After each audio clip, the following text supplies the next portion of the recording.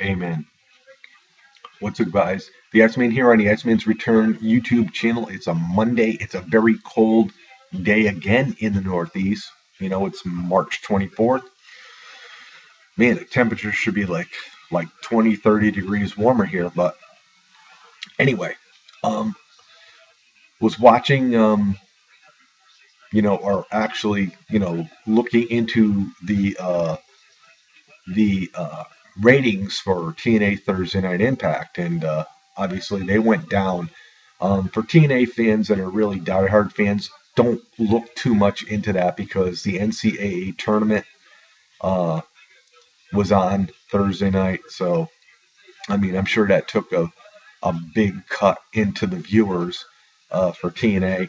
And, obviously with the continual ahead tapings by TNA and people watching spoilers or reading spoilers and whatnot, it's going to take away from the viewing audience, and that's just the way it is. And then plus the fact too that TNA put on a very mediocre show.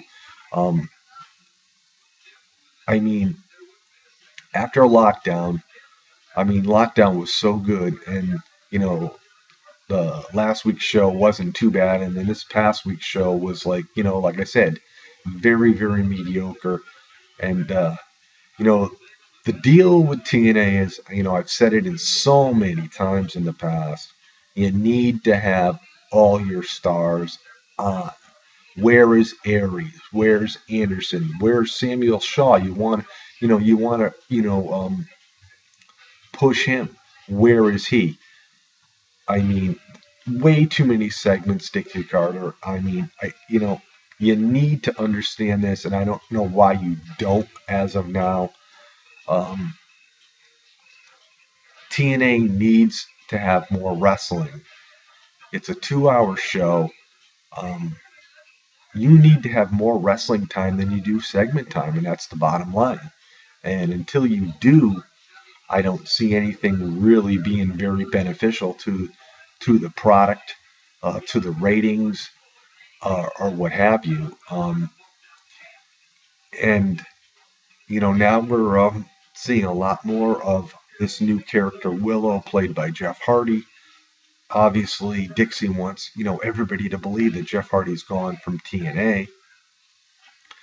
Anybody that has any kind of knowledge whatsoever, any kind of intelligence, read what you want on the internet. It's Jeff Hardy. And the thing for me is, he will probably be the man that takes down Magnus. Um, as we all have seen, that Magnus has never won a clean match. And for Willow to win, being a new character, a new gimmick, yeah, that's fine. But where does that really leave Samoa Joe in the mix? I mean, there's so many guys that have left TNA. There's a lot of pay cuts going on. Daniels and Kazarian were told, if you want to re-sign, there's a pay cut. Dixie needs to really figure this out. Unfortunately, if she doesn't, I really don't see TNA being around by the end of the year. And with that being said, with Jeff Jarrett's promotion starting in January of 2015, if TNA is still around, knowing Jeff Jarrett, he's going to put together something very, very huge. It'll probably be the biggest thing we've seen in a very, very long time. And to be honest with you, if TNA is still around and Jeff Jarrett does what he says he's going to do, maybe it's in the back of his mind. Maybe he wants to get Dixie back. I don't know, because he did find he founded TNA, and somehow with maneuverability and selling and stock holding and whatever, and the shares, that Dixie ended up getting control of TNA, and then finally pushing Jeff Jarrett out. That maybe he has a vendetta. I don't, I really don't know. I mean, that's just an opinion. But yeah, TNA, they are heading in the right direction, but you got to put your talent on TV.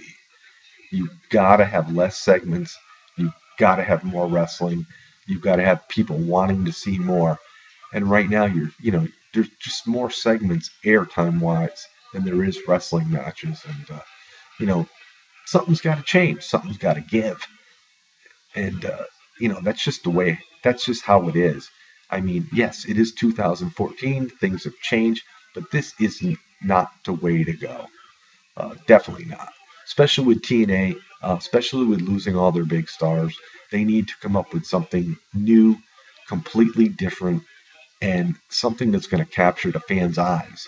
And without that, I see, once Jeff Jarrett's promotion comes out and if TNA is still around, I see them being very, very short-lived because I know Jeff Jarrett is going to do some big things in the wrestling world, and he's got something to prove. He really does. I mean, he founded TNA. He ended up losing control of TNA. I mean, when he was in control of TNA, and he was on a lot. He was champion a lot. Granted, but he produced and pretty much booked a pretty darn good show. And that's something that Dixie Carter really doesn't know about. I mean, I know she's trying, but it comes a time where when all else fails, look to somebody else and get some creative help. But I'll still watch TNA as long as it's still around, and I'm just looking forward to more professional wrestling. I mean, that's just the way it is. It's in my blood. I've been watching it for over 35 years, and I just want to see professional wrestling at its best. And the thing of it too is uh, it's more entertainment now than it used to be like wrestling. I mean, in the past, there was like a lot of really, really good wrestling. And yes, this is 2014. I understand that. You know, don't get me wrong, but maybe someday we can go back and bring it all back to the present time. So, Iceman, like I said, cold day in the Northeast again. Peace out, everybody.